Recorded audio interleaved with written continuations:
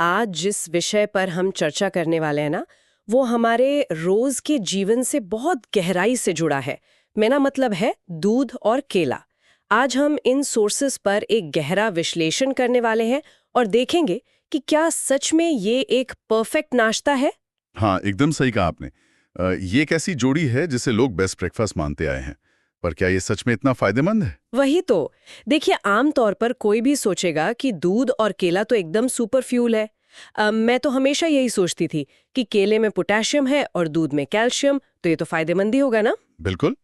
अगर हम सिर्फ न्यूट्रिशन की बात करें तो ये कॉम्बो एक बेहतरीन पावर पैक है।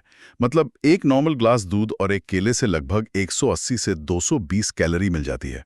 हाँ, और बढ़ते बच्चों की हड्डियों के लिए या फिर वर्कआउट के बाद की थकान मिटाने के लिए तो ये कमाल का काम करता है। मतलब एकदम किसी फास्ट चार्जिंग जेबल की तरह ना। फास्ट चार्जिंग केबल, हाँ बिल्कुल यही समझिए। ये तुरंत एनर्जी देता है। लेकिन यहीं पर एक बहुत बड़ा ट्विस्ट भी सामने आता है। वेट, ट्विस्ट कैसा? ट्विस्ट ये है कि आयुर्वेदा इस जोड़ी को एक रेड फ्लैग मानता है।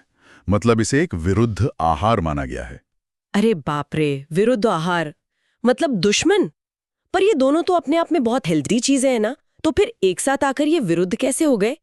मेरी दादी भी वैसे हमेशा इस बारे में टोकते हुए कहती थी कि इन्हें साथ मत खाओ। हाँ, आपकी दादी बिल्कुल सही कहती थी। देखिए, आयुर्वेदा जिसे विरुद्ध तासीर कहता है ना, मॉडर्न साइंस उसको एसिडिक रिएक्शन कहता है। अच्छा। हाँ, होता क्या है कि दूध और केले दोनों की तासीर एकदम अलग होती है। जब ये दोनों पेट में एक साथ जाते हैं तो केले का मैलिक और सिट्रिक एसिड दूध के प्रोटीन के साथ टकराता है। ओह, तो क्या ये पेट में जाकर कोई केमिकल रिएक्शन करते हैं? मतलब कुछ ऐसा जैसे गरम दूध में किसी ने नींबू निचोड़ दिया हो। हाँ, आपने बिल्कुल सही एग्जाम्पल दिया है। दूध पेट में जाकर फटने लगता है और इस वजह से जो हमारा पाचन तंत्र है ना, वहाँ समझिए एक बिजी हाईवे जैसा ट्रैफिक जैम लग जाता है। Traffic jam?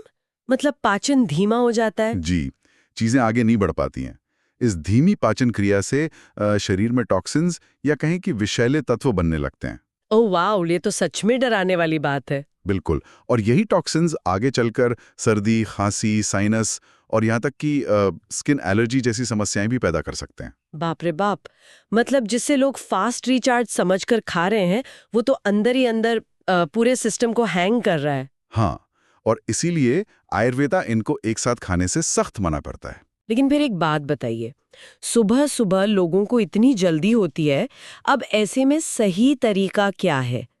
हर किसी के पास तो इतना टाइम नहीं होता ना कि आराम से बैठकर अलग-अलग नाश्ता बनाए। इसका बहुत ही एक प्रैक्टिकल सोल्यूशन है। आप ये दोनों चीजें खाइए, बस